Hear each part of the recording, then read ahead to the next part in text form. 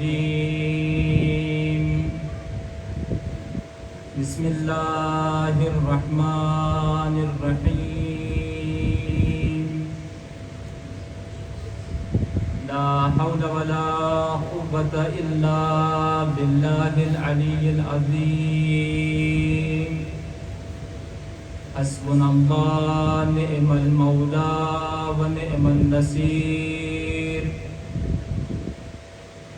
والصلاة والسلام على أشرف الأنبياء والمرسلين وعلى آله الطيبين الطاهرين الذين أذهب الله عنهم الرجس وطهرهم تطهيرا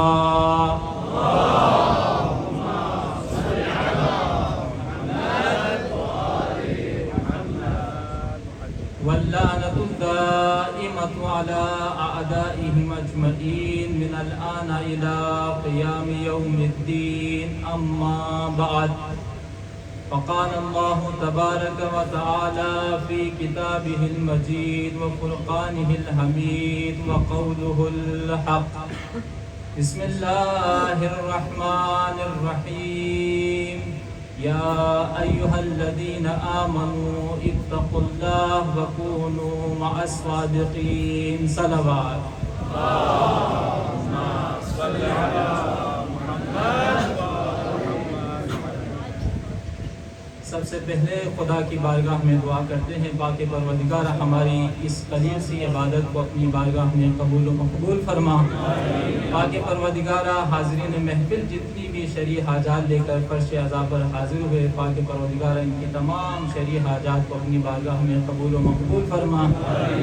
پاک پروردگار مومن مومنات جہاں کہیں بھی ہے ان کے مال و دولت عزت و ناموس کی حفاظت فرما. لجنہ آل یاسین کے صدر اور ان کے تمام اراکین دن رات فرش عزا بچھانے میں دن رات محنت کر رہے ہیں. پاک پروردگار انہیں ان کا اجر عظیم عطا فرما. پاک پروردگار جو مومن پریشان حال ہے ان کی پریشانیوں کو دور فرما. پاک پروردگار جو مومن مقروض ہے ان کے قرض کو غیب سے عطا فرما. پاک پروردگار جو مومن مومنات مریض ہے بالخصوص ہمارے قبلہ شیخ شریف نواز صاحب اور شیخ احمد کے والد صاحب کا آپریشن ہے پاک پروردگارہ بحق امام سید الساجدین ان سب کو شفاء کاملہ و عاجلہ عطا فرما. پاک پروردگارہ عالم اسلام کو سر بلندی عطا فرما. پاک پروردگارہ عالم اسلام کو کفر کے مقابلے میں کامیابی عطا فرما. پاک پروردگارہ رہبر معظم ولی فقیہ سید علی خامنائی اور دیگر تمام مراجع اعظام کو دشمنوں کے شر سے محفوظ فرما. پاک پروردگارہ ہمارے وقت کے امام کے ظہور میں تعجیل فرما. تمام حاجات کی برابری کے لیے اور مجلس کی قبولیت کے لیے اور امام زمانہ علیہ الصلوۃ والسلام کے ظہور میں تعجیل کے لیے بآواز بلندر صلوات. اللہم صل علی محمد وآل محمد. تمام حمد و ثنا اس رب عظیم کے لیے ہیں جو سچوں کا خالق ہے، جو صادقین کا معبود ہے، جس کا دین صداقت ہے، جس کا کلمہ حق ہے، جس کا وعدہ حق ہے. درود و سلام ہو انبیاء کے سردار محمد مصطفیٰ پر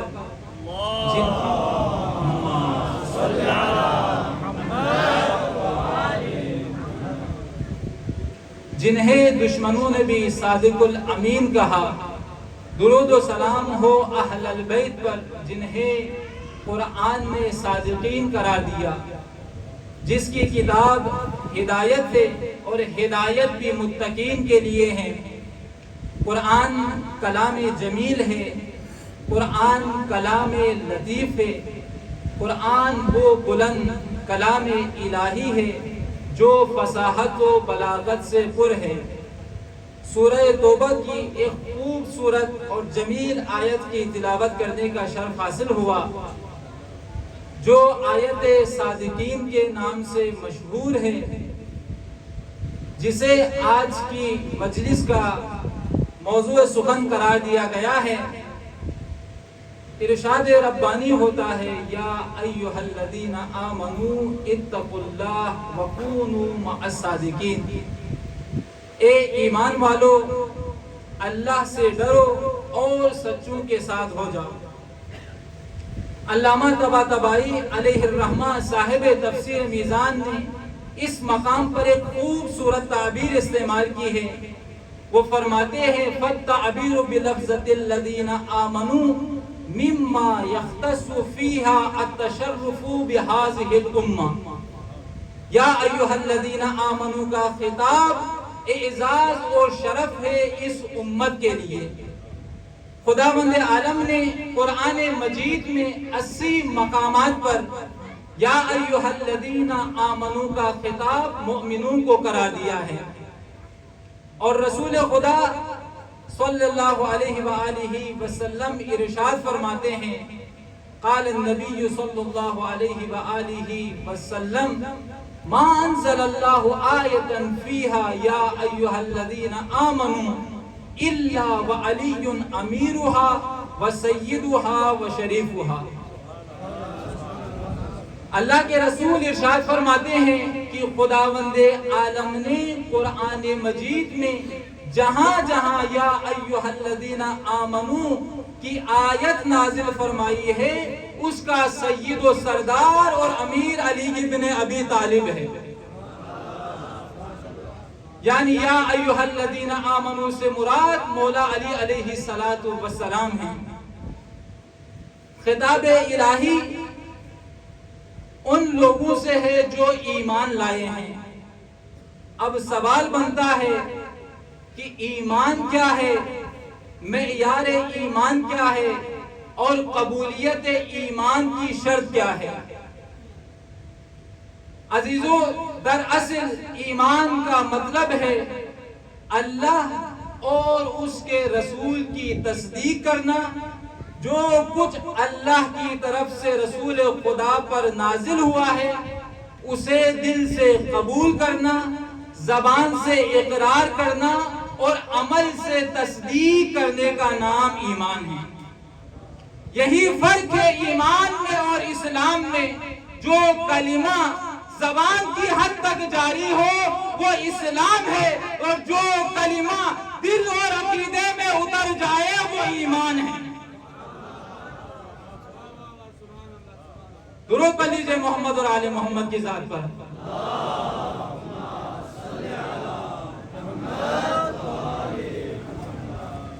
لہذا ایمان صرف زبان سے اقرار کرنے کا نام نہیں ہے۔ امام جعفر صادق علیہ السلام ارشاد فرماتے ہیں قال ابو عبداللہ علیہ السلام انما الایمان ما وقر فی القلوب وصدقته الاعمال والاسلام ما جرى علیہ۔ صادق آل محمد ارشاد فرماتے ہیں کہ ایمان وہ ہے جو دل میں راسخ ہو جائے اور اعمال اس کی تصدیق کرے۔ اسلام وہ ہے جو جس پر ظاہری احکام جاری ہوتے ہیں۔ یعنی اگر کوئی شخص کلمہ توحید بلند کرتا ہے لا الہ الا اللہ محمد رسول اللہ، تو اس کلمہ توحید کے ساتھ اس کی جان و مال محفوظ ہو جاتی ہے۔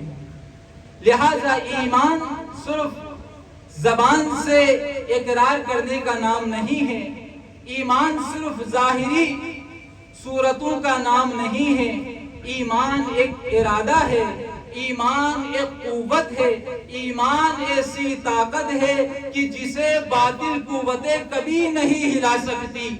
یہ تاریخ میں پہلے سے ثابت ہے، اور آج عالم اسلام میں دوبارہ سے اس کی تاریخ دہرائی گئی ہے کہ جب عالم کفر نے ملت ایران پر حملہ کیا اور یہ کفار سمجھنے لگے کہ اب ایران میں وہ ہمت نہیں رہی کہ دوبارہ کھڑے ہو کر ہمیں جواب دے گا، تو علی والا آیا اور اس نے کہا کہ ایمان کی طاقت یہ ہے کہ کل بھی علی والا نہیں جھکا تھا، آج بھی نہیں جھکے گا، علی والا کل بھی نہیں بکا تھا، آج بھی نہیں بکے گا، علی والا کل بھی سرنڈر نہیں کیا تھا، نہیں آج بھی علی والا سرنڈر کرے گا۔ یہ ایمان کی طاقت ہے۔ اسلام کہتا ہے کہ مسلمان ہو جاؤ، ایمان کہتا ہے مومن بنو، غیرت مند بنو، شجاع بنو۔ یہی فرق ہے ایمان میں اور اسلام میں۔ کچھ لوگ رسول خدا کے پاس تشریف لائے ہیں اور کہا یا رسول اللہ، ہم جو کچھ آپ لے کر آئے ہیں ہم اس پر ایمان لاتے ہیں۔ جبکہ وہ اسلام کا اظہار کر چکے تھے تو خداوند عالم نے اس وقت ان کے ایمان کو ظاہر کرنے کے لیے، ان کے ایمان کو بیان کرنے کے لیے یہ آیت نازل فرمائی، قالت الاعراب آمنا قل لم تؤمنوا ولكن قولوا اسلمنا ولما يدخل الایمان فی قلوبکم۔ یہ بدوی لوگ کہتے ہیں کہ اے اللہ کے رسول، ہم آپ پر ایمان لائے ہیں، جو کچھ آپ لے کر آئے ہیں ہم اس پر ایمان لائے ہیں، جبکہ انہوں نے اسلام کا اظہار کیا ہے اور ایمان ابھی تک ان کے دلوں میں اترا ہی نہیں ہے۔ یہ آیت واضح کرتی ہے کہ ایمان میں اور اسلام میں کیا فرق ہے۔ درود پڑھ لیجئے محمد اور آل محمد کی ذات پر۔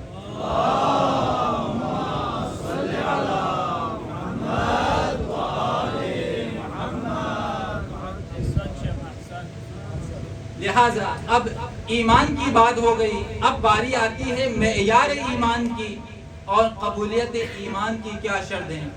تو امام محمد باقر علیہ السلام ارشاد فرماتے ہیں، لا يقبل الایمان الا بولایتنا ولا يقبل الاسلام الا بطاعتنا۔ امام محمد باقر علیہ السلام ارشاد فرماتے ہیں کہ ہماری ولایت کے بغیر ایمان قابل قبول نہیں ہے اور ہماری اطاعت کے بغیر اسلام قابل قبول نہیں ہے۔ لہذا ایمان کا معیار اور قبولیت ایمان کی شرط ہماری ولایت ہے۔ اگر ہماری ولایت ہے تو سب کچھ ہے، اگر ہماری ولایت نہیں تو کچھ بھی نہیں۔ لہذا اگر کوئی ولایت کا انکار کرتا ہے تو حقیقت میں ولایت کا انکار توحید کا انکار ہے، ولایت کا انکار رسالت کا انکار ہے، ولایت کا انکار نبوت کا انکار ہے، ولایت کا انکار امامت کا انکار ہے، ولایت کا انکار قیامت کا انکار ہے۔ اس لیے کہ ایمان فقط عبادتوں کا نام نہیں ہے، ایمان کی روح ہماری ولایت ہے۔ لہذا اگر ایمان سے ہماری ولایت کو نکالا جائے تو یہ ایمان ایک بے جان لاش کی طرح ہے۔ ایمان کی پہچان ہماری ولایت ہے۔ خداوند عالم اس وقت تک انسان کے ایمان کو قبول نہیں کرتا جب تک کہ وہ ایمان ہماری ولایت کے سائے میں نہ ہو۔ لہذا ایمان کے قبولیت کی شرط ہماری ولایت ہے۔ یہ ولایت کوئی عام چیز نہیں ہے، ولایت بڑی نعمت ہے۔ لہذا ایمان کی بات ہو گئی، قبولیت ایمان کی بات ہو گئی۔ اب آیت مجیدہ آگے بڑھتی ہے، درود پر محمد و آل محمد کی ذات پر۔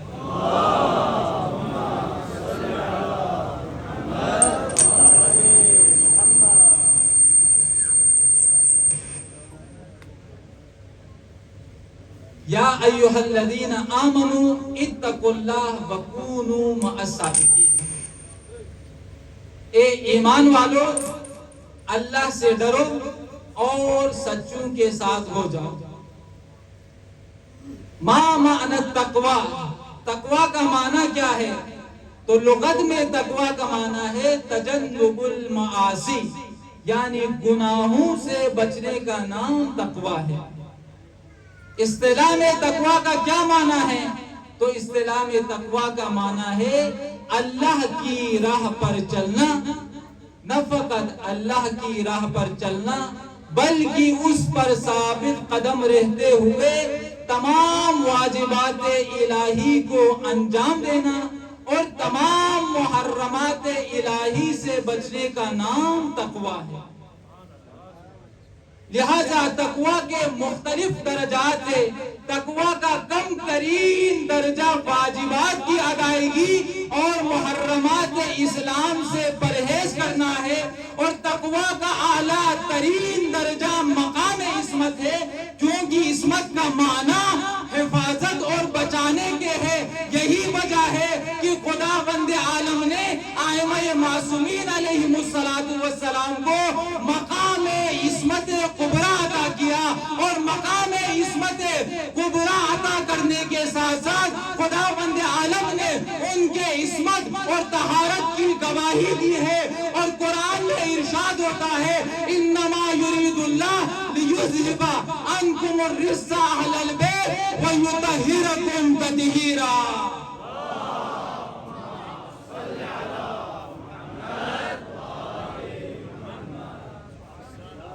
خدا سلامت رکھے۔ لہذا تقوی کا معنی ہے تمام واجبات الہی کو انجام دینا، اور تمام محرمات الہی سے بچنے کا نام تقوی ہے۔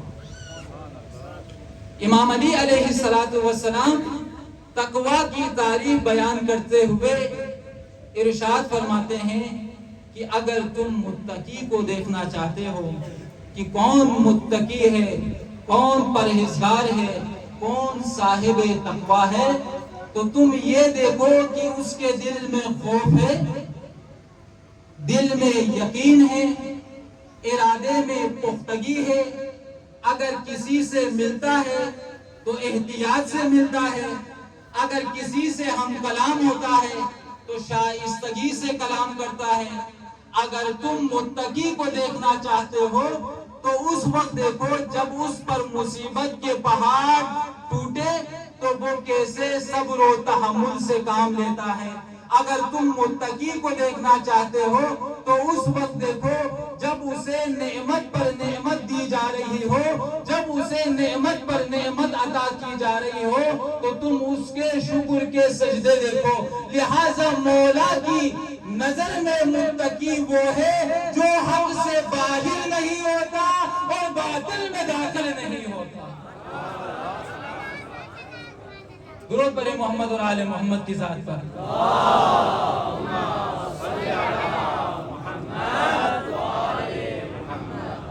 لہذا مولا کی نظر میں متقی وہ ہے جو حق سے باہر نہیں ہوتا اور باطل میں داخل نہیں ہوتا۔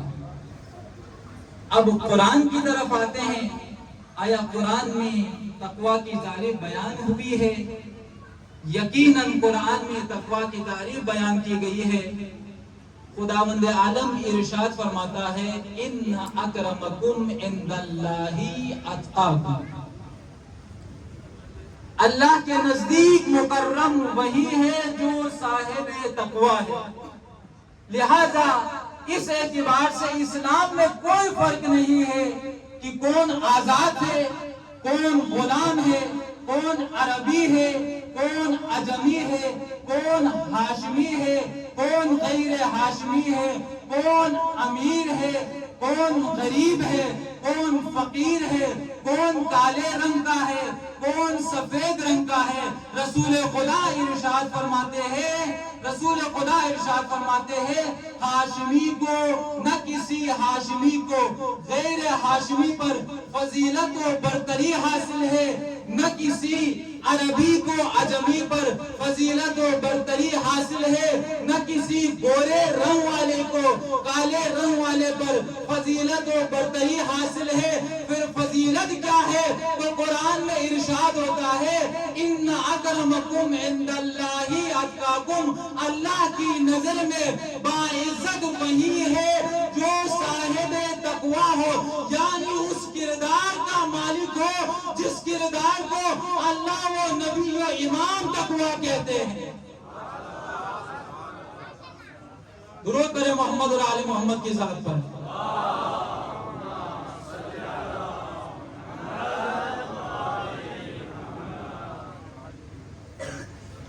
لہذا کثرت سے نماز پڑھنے کا نام تقوی نہیں ہے، زیادہ روزے رکھنے کا نام تقوی نہیں ہے، بار بار حج کرنے کا نام تقوی نہیں ہے، بار بار صدقہ دینے کا نام تقوی نہیں ہے۔ عبادت وہ معتبر ہے کہ جس نماز میں تقوی ہو، جس روزے میں تقوی ہو، جس حج میں تقوی ہو، جس صدقے میں تقوی ہو، کیونکہ تقوی اہل بیت علیہ السلام کا ورثہ ہے۔ انبیاء و اولیاء اور اہل بیت علیہ السلام کے لیے تقوی زینت ہے، یعنی اوصیاء اور اہل بیت علیہ السلام تقوی کو اپنے لیے زینت سمجھتے ہیں، اور اس زینت کا نام ہے تقوی۔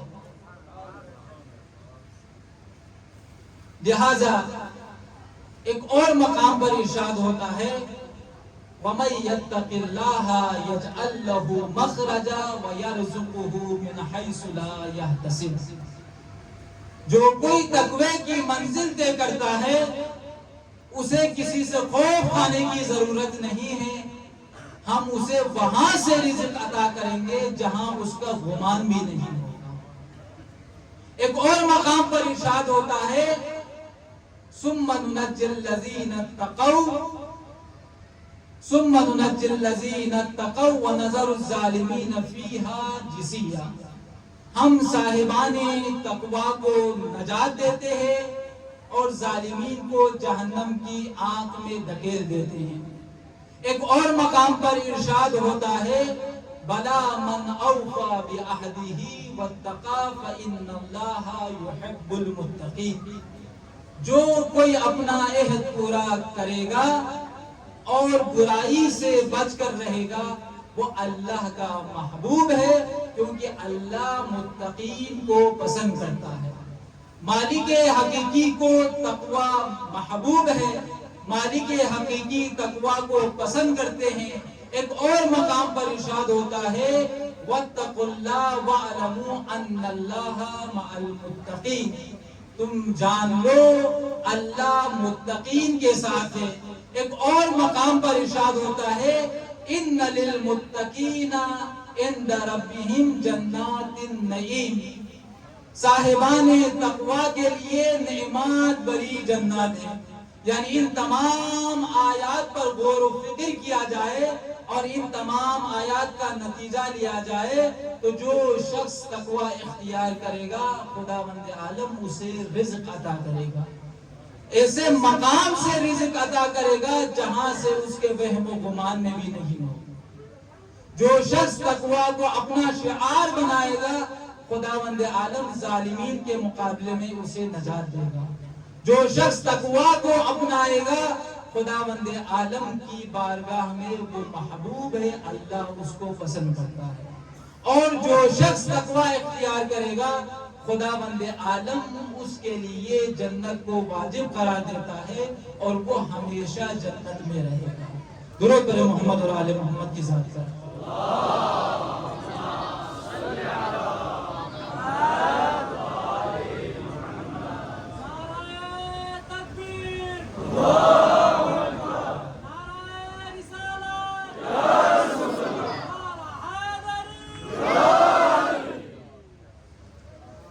لہذا جو شخص تقوی اختیار کرے گا خدا اسے رزق عطا کرے گا، اسے دشمن کے مقابلے میں کامیابی عطا کرے گا اور اسے نصرت عطا کرے گا۔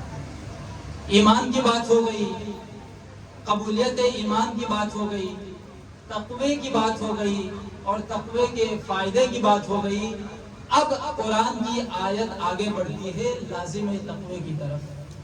یا ایھا الذین آمنوا اتقوا اللہ وکونوا مع الصادقین۔ اے ایمان والو اللہ سے ڈرو اور سچوں کے ساتھ ہو جاؤ۔ اللہ نے یہ نہیں کہا کہ سچ بولو، اللہ نے کہا ہے کہ سچوں کے ساتھ ہو جاؤ۔ سچ بولنا الگ بات ہے اور سچوں کے ساتھ ہونا الگ بات ہے۔ خدایا وہ سچے کون ہیں اور سچوں کے ساتھ ہونے کا کیا مطلب ہے؟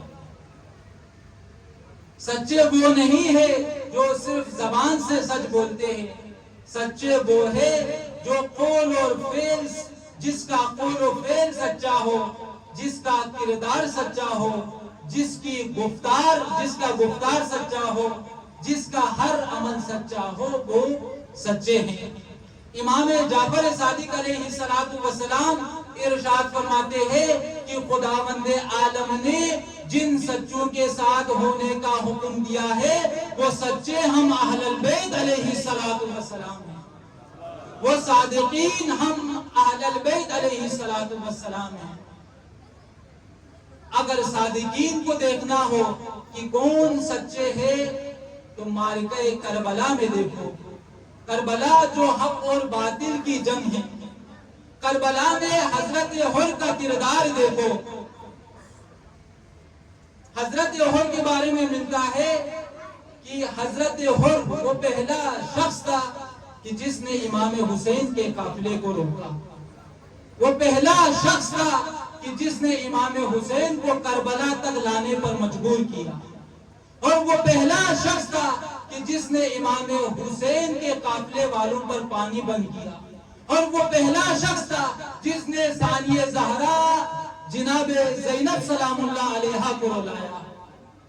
لیکن ایسا کیا ہوا کہ وہ ہر جو کل تک اشقیاء کے قافلے میں تھا، سالار کا 1000 لشکر کا سپاہ وہ سالار تھا، ایسا کیا ہوا کہ ہر نے اپنا مقام بدلا، ہر نے فوج اشقیاء کو چھوڑ کر قافلہ حسینی میں آیا، اور ہر نے سچوں کا انتخاب کیا اور سچوں کے ساتھ ہو گیا۔ تو امام حسین علیہ السلام نے ہر کے بارے میں کہا انت اخی فی الدنیا والآخرہ، انت حر فی الدنیا والآخرہ، اے ہر تو میرا دنیا میں بھی بھائی ہے اور آخرت میں بھی بھائی ہے، اے ہر تو دنیا میں بھی آزاد تھا اور آخرت میں بھی آزاد۔ محمد وآل محمد صلوات۔ انتظامیہ باہر سے بار بار میسیجز فارورڈ کر رہے ہیں، آپ لوگ پلیز آگے ہو جائیں، باہر جگہ نہیں ہے۔ نعرہ تکبیر، سب مل کے بابا سے بلا نعرہ تکبیر، نعرہ رسالت، نعرہ رسالت، نعرہ حیدری، حیدری، بابا سے بلند صلوات۔ آگے آپ لوگ آگے تشریف لائیں تاکہ جو ہے نا بار بار جو ہے بولنا نہ پڑے، یہ مجلس بھی ڈسٹرب ہو جاتی ہے۔ آگے تشریف لائیں پر محمد وآل محمد صلوات۔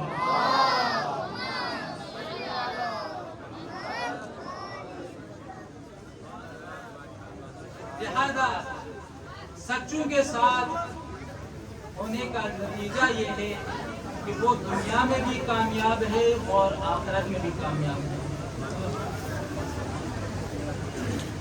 یہ واقعہ حر ہمارے لیے ایک درس ہے کہ کس طرح ہمیں سچوں کا انتخاب کرنا ہے اور کس طرح ہمیں سچوں کا ساتھ دینا ہے۔ صداقت کی سب سے بڑی دلیل آیت مباہلہ ہے۔ جب حق اور باطل کا میدان سجا تو خداوند عالم نے اپنے حبیب سے کہا فَقُلْ تَعَالَوْا نَدْعُوا أَبْنَاءَنَا وَأَبْنَاءَكُمْ وَنِسَاءَنَا وَنِسَاءَكُمْ وَأَنفُسَنَا وَأَنفُسَكُمْ ثُمَّ نَبْتَهِلْ فَنَجْعَلْ لَعْنَةَ اللَّهِ عَلَى الْكَاذِبِينَ۔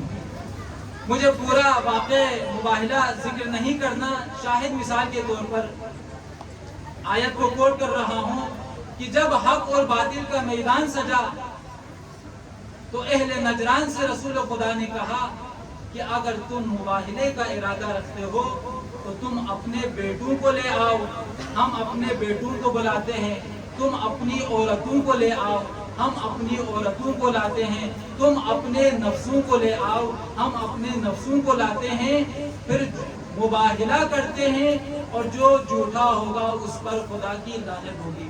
خدا کی قسم کبھی بھی سچوں کا پتہ نہ چلتا اگر اہل البیت علیہ السلام پنجتن پاک میدان مباہلے میں جھوٹوں پر لعنت کرنے کے لیے نہ آتے تو ہمیں کبھی بھی سچوں کا پتہ نہ چلتا کہ کون سچے ہیں کون جھوٹے ہیں۔ تو رسول خدا صلی اللہ علیہ وآلہ وسلم نے پوری دنیا کو بتا دیا کہ خدا بند عالم نے جن سچوں کے ساتھ ہونے کا حکم کیا ہے وہ میرے اہل البیت علیہ السلام ہے۔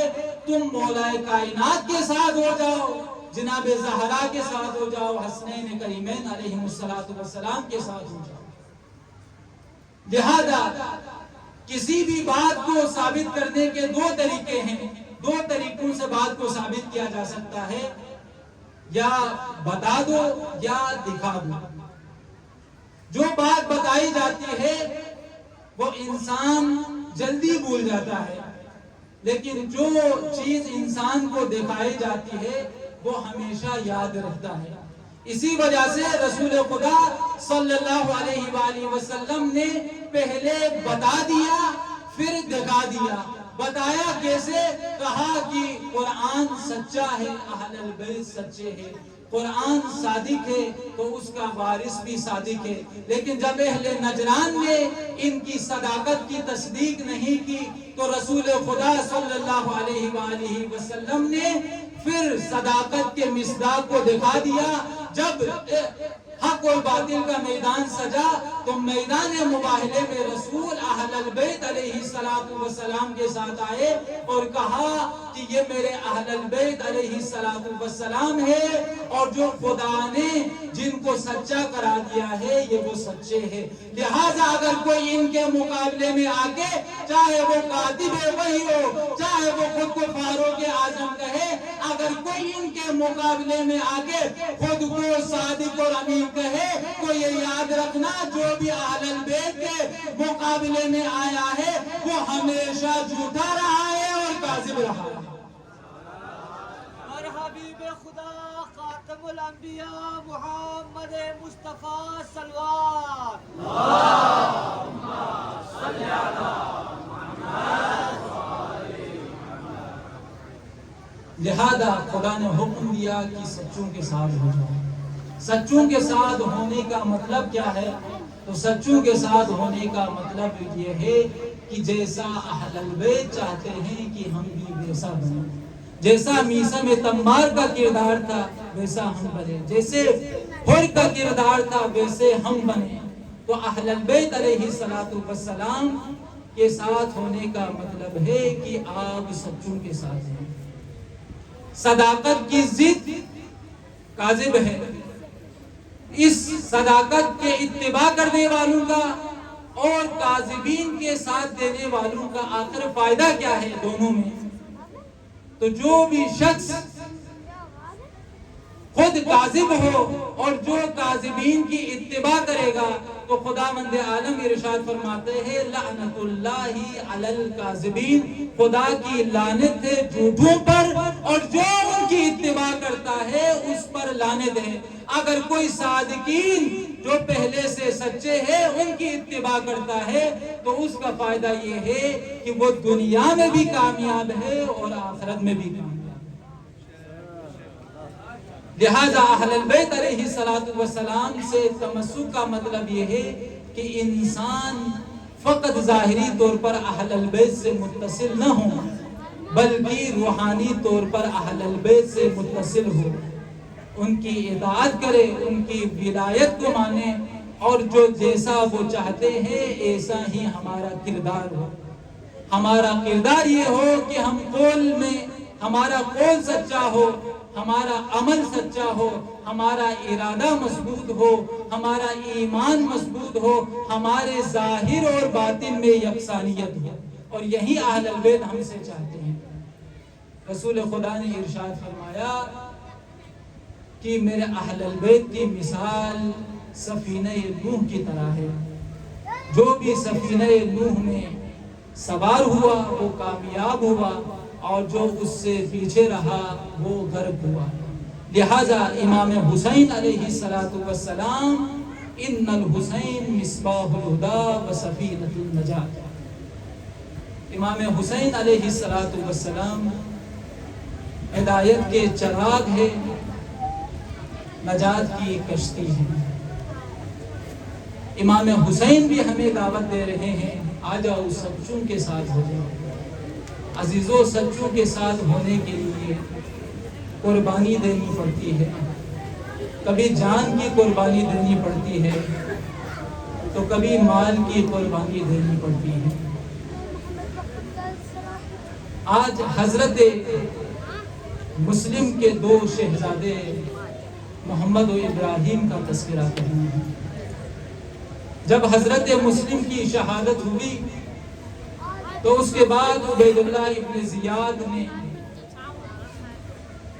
محمد و ابراہیم کو زندان میں قید کیا۔ روایات بتاتی ہے کہ 1 سال یا 2 سال تک زندان میں رہے۔ ایک دن چھوٹے شہزادے نے بڑے بھائی سے کہا، بھیا جب یہ دروگا ہمارے پاس آئے گا تو آج ہم اس سے پوچھتے ہیں۔ جب دروگا شہزادوں کے پاس آیا تو شہزادوں کی خوراک یہ تھی کہ 1 گلاس پانی اور 1 سوکھی جھوکی روٹی۔ چھوٹے شہزادے نے سوال کیا، اے دروگا کیا تو محمد مصطفیٰ کو جانتا ہے؟ دروگے نے کہا، ہاں میں محمد مصطفیٰ کو جانتا ہے، وہ میرے نبی ہے۔ چھوٹے نے بڑے بھائی کی طرف دیکھا اور پھر سے سوال کیا، کیا تو محمد کے بھائی علی ابن ابی طالب کو جانتے ہو؟ اس نے کہا، ہاں میں علی کو جانتا ہوں، وہ میرا امام ہے۔ تو چھوٹے نے سوال کیا، آیا تو علی کے بھائی عقیل کو جانتے ہو؟ کہا، ہاں میں عقیل کو جانتا ہوں۔ کہا، آیا تو عقیل کے بیٹے مسلم کو جانتے ہو؟ کہا، میں مسلم کو جانتا ہوں، وہ سفیر حسین ہے۔ کہا، تو مسلم کے شہزادوں کو جانتے ہو؟ ہم وہ شہزادے ہیں، ہم وہ یتیم ہیں جو تمہاری قید میں ہیں۔ کہا، شہزادوں مجھے معاف کرنا، خدا کی قسم میں نہیں جانتا تھا کہ تم مسلم کے یتیم شہزادے ہو۔ اس نے حضرت مسلم کے شہزادوں کا بوسہ لیا اور کہا، شہزادوں یہ رہا قید خانہ اور اس کا دروازہ، رات کی تاریکی میں نکل جانا اور دن میں چھپ جانا۔ شہزادے رات کی تاریکی میں زندان سے نکلتے ہیں، پوری رات کوفے کی تنگ گلیوں میں گھومتے ہیں، جب صبح ہوتی ہے تو دیکھتے ہیں ابھی تک کوفے کی گلیوں میں۔ شہزادے نے ایک درخت کا سہارا لیا اور درخت پر چڑھے تو ایک خاتون پانی لینے کے لیے آتی ہے تو دیکھتی ہے کہ چشمے پر 14ویں کے چاند کا بنا خوبصورت چہرہ نظر آ رہا ہے۔ تو اس مومنہ نے کہا، اے شہزادوں یہ بتاؤ تم کون ہو؟ شہزادوں نے کہا، اے مومنہ ہم مسافر ہیں، ہم مسلم ابن عقیل کے بیٹے ہیں، ہم پر ایک احسان کرنا، ہمیں مدینے کا راستہ بتانا، ہم مدینے جانا چاہتے ہیں۔ تو شہزادی نے درخت سے اتارا اور شہزادوں کو پیار کیا اور کہا، میری مالکہ محب اہل البیت ہے، چلو تمہیں گھر لے کر جاتی ہوں، وہ یقیناً تمہارا خیال رکھے گی، تمہیں کھانا کھلائے گی، تمہیں پیار کرے گی۔ جب وہ اس کنیز کے گھر میں آئے تو دونوں شہزادے ایک لمحے کے لیے سو گئے۔ تو دونوں شہزادے کیا دیکھتے ہیں کہ ایک شہزادے نے نبی کریم کو خواب میں دیکھا، کہا، شہزادوں تیرا نانا انتظار کر رہا ہے، بس تھوڑی دیر کی بات ہے، نانا سے ملاقات کے لیے آ رہے ہو۔ تو چھوٹے شہزادے نے کہا، بھیا میں نے بھی خواب میں دیکھا تھا کہ بابا کہہ رہے تھے، اے محمد و ابراہیم تمہارا بابا انتظار کر رہا ہے، شدت کے ساتھ انتظار کر رہا ہے، تم سے ملنے کا دل چاہتا ہے۔ اسی اثنا میں ایک شہزادے کی آواز بلند ہوئی تو اس کنیز کا بیٹا یا غلام یا شوہر ملعون ابن زیاد کا کارندہ تھا۔ ابن زیاد نے اعلان کیا تھا، جو مسلم کے شہزادے لے کر آئے گا اسے 10,000 انعام درہم دیے جائیں گے۔ تو اس ملعون نے ایک شہزادے کی آواز سنی تو اپنی کنیز سے کہا، یہ کیسے بچوں کے رونے کی آواز ہے؟ تو کنیز نے کہا کہ شاید ہمسائے کے بچے رو رہے ہوں گے۔ تو اس ملعون نے کہا، یہ کیسے ہمسائے ہیں؟ کیا ان کی ماں نہیں ہے جو انہیں سلاتی نہیں ہے، جو انہیں پیار نہیں کرتی؟ کیا ان کا باپ نہیں ہے؟ مجھے لگتا ہے یہ ایسے 2 بچے ہیں، نہ جن کی ماں ہے نہ ان کا باپ ہے۔ اسی اثنا میں وہ ملعون کمرے میں داخل ہوتا ہے تو دیکھتا ہے دونوں شہزادے ایک دوسرے کو گلے لگا کے رو رہے تھے۔ کہا، تم کون ہو؟ کہا، ہم ایک صورت میں بتا دیں گے اگر تم ہمیں امان دو گے۔ تو کہا تم کون ہو؟ کہا اس ملعون حارث نے کہ میں اس گھر کا مالک ہوں، کہ میں خدا کی قسم کھاتا ہوں، میں رسول کی قسم کھاتا ہوں، میں علی کی قسم کھاتا ہوں، میں تمہیں امان دوں گا اگر تم مجھے سچ بتاتے ہو۔ جیسے ہی دونوں شہزادوں نے بتایا کہ ہم مسلم کے شہزادے ہیں، تو اس ملعون نے بڑے شہزادے پر اتنی زور سے تماچا مارا کہ بڑے شہزادے کے رخساروں سے خون کا فوارہ نکلا اور بڑا شہزادہ زمین پر گرنے لگا اور تڑپنے لگا۔ چھوٹے شہزادے نے کہا اے ملعون میرے بھائی کو کیوں مارتے ہو؟ اسی اثنا میں اس ملعون نے چھوٹے بھائی کے چہرے پر ایسا تماچا مارا کہ چھوٹا بھائی زمین پر گرا اور چھوٹے بھائی کے 2 دانت شہید ہو گئے۔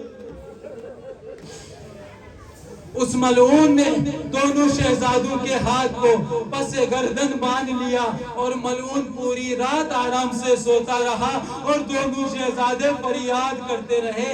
جب صبح ہوئی تو اس ملعون نے دونوں شہزادوں کو نہر فرات کے قریب لے آیا تو دونوں شہزادوں نے سوال کیا اے ملعون تو کیا چاہتا ہے؟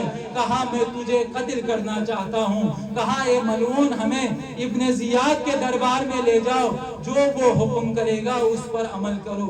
کہا یہ نہیں ہو سکتا۔ کہا ملعون ہمیں بطور غلام بھیج دو، بطور غلام بھیج دو، اس کے بدلے میں جو پیسے ملیں گے اس سے جو تم چاہتے ہو وہ لے لو۔ کہا یہ بھی نہیں ہو سکتا۔